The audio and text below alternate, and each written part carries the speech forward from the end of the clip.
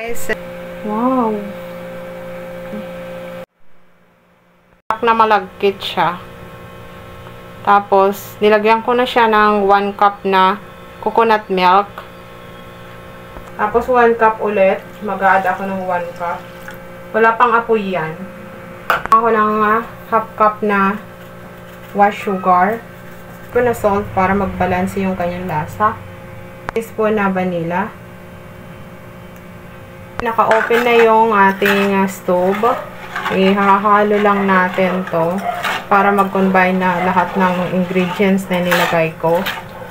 Tapos, lulutuin ko siya. Bagya ko siyang lulutuin hanggang 5 minutes. Lang natin to. Babalot natin. Ayan yung ating biko. Sticky lang natin ito. Lalaputin pa natin bahagya. Bago natin balot ito. Dami ng saging.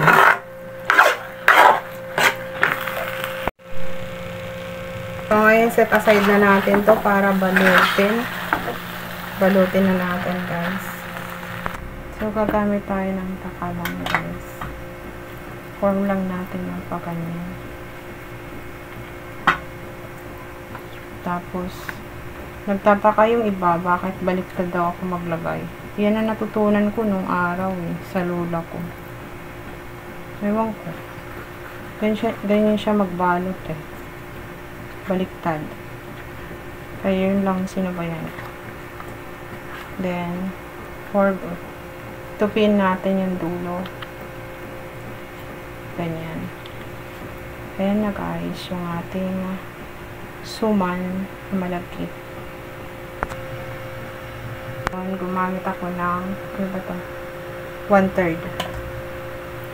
Tapos, form lang natin ng ganyan. Habang tayo ay nagbabalot. Ayan, binaliktad na natin. Pabilog lang natin siya. Ganyan. Tapos, paganyan lang. Ayan. Tapos, fold lang natin. Tupi lang natin yung magkabilang dulo. Paganyan. Ayan. Ulitin ko lang lahat, guys. Ganituhin ko lahat hanggang sa matapos.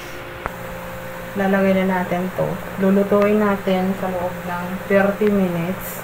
At kumukulo siya. Kulong-kulo talaga siya. Sim lang natin ang ganito.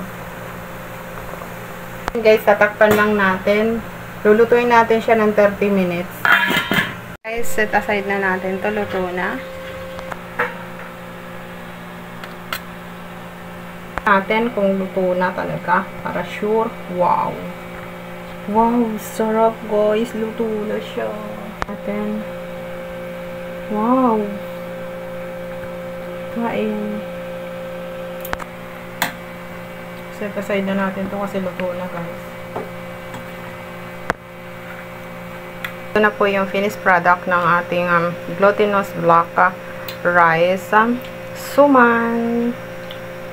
Ayan guys, ready to kain na tayo. Ayan, dami ko nagawa. See?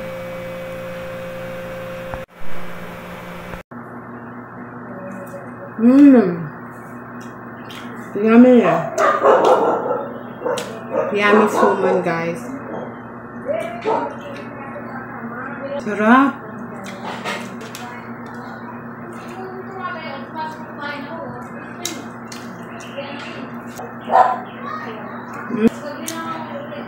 Perfect this coming holiday. And good for business also guys. Hindi siya ganun katamis. Ang sarap niya.